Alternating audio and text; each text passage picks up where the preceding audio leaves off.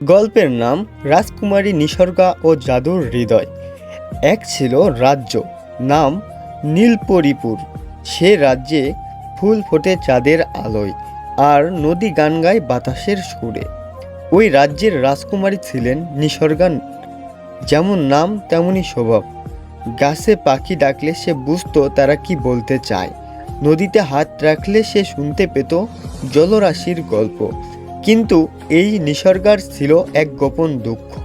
সে মানুষের চোখে সুখী, কিন্তু তার হৃদয় ছিল জাদুর হৃদয়, যা কারো ছোঁয়ায় উষ্ণ হতো না। ছোটবেলায় এক অভিশাপে তার হৃদয় বরফের মতো ঠান্ডা হয়ে গিয়েছিল। দিদিমা বলতেন, একদিন এক সত্যিকারের ভালোবাসা যদি আসে, সে নিঃস্বার্থ নির্ভেজাল, তবেই বরফ গলবে।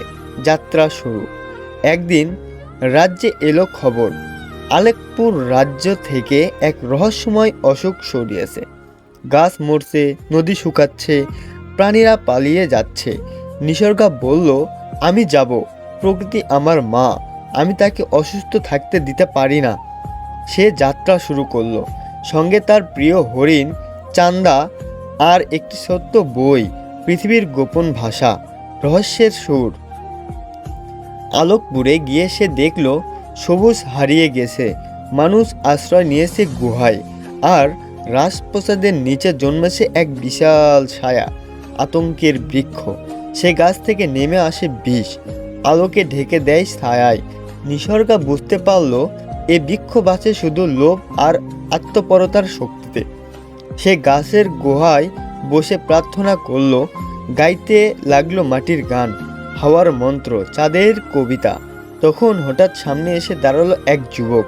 অরণ্য নাম তার, গায়ে কেবল পাতা, চোখে নির্ভীক ভালোবাসা। অরণ্য বলল, তুমি যদি চাও আমি তোমার ছায়ার বিরুদ্ধে দাঁড়াবো। তারা দুজন মিলে গাছের গভীরে ঢুকলো। ভেতরে এক চিলতো আলো, আর বরফের মতো ঠান্ডা একটি হৃদয়, নিসর্গার নিজের হৃদয়। অরণ্য সেই হৃদয়ে হাত রাখল। তার স্পর্শে ছিল নিঃস্বার্থ, শান্ত, কোনো দাবি নয়, কেবল বোঝা। হৃদয় বলল, গাছের ছায়া ভেঙে গেল আলোয়, আর নিসর্গার বুকের ভিতর প্রথমবার এক কুসুম ভালোবাসা ফুটল।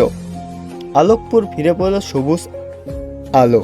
নিসর্গা বলল, আমার হৃদয় আজ সম্পূর্ণ। আমি এখন শুধু প্রকৃতির নয়, মানুষেরও রানী হতে পারি। নীলপরীর ও আলোকপুরের এক হয়ে গেল নিসর্গা ও অরণ্য, একসাথে গড়ল এক নতুন রাজ্য, সবুজ তারা, যেখানে ভালোবাসা হয় শক্তি, আর হৃদয় গলে আলো হয়ে যায়। আজকের ভিডিওটা এ পর্যন্তই। ভালো লেগে থাকলে একটা লাইক এবং ফলো করে পাশে থাকবেন পরবর্তী গল্প শোনার জন্য।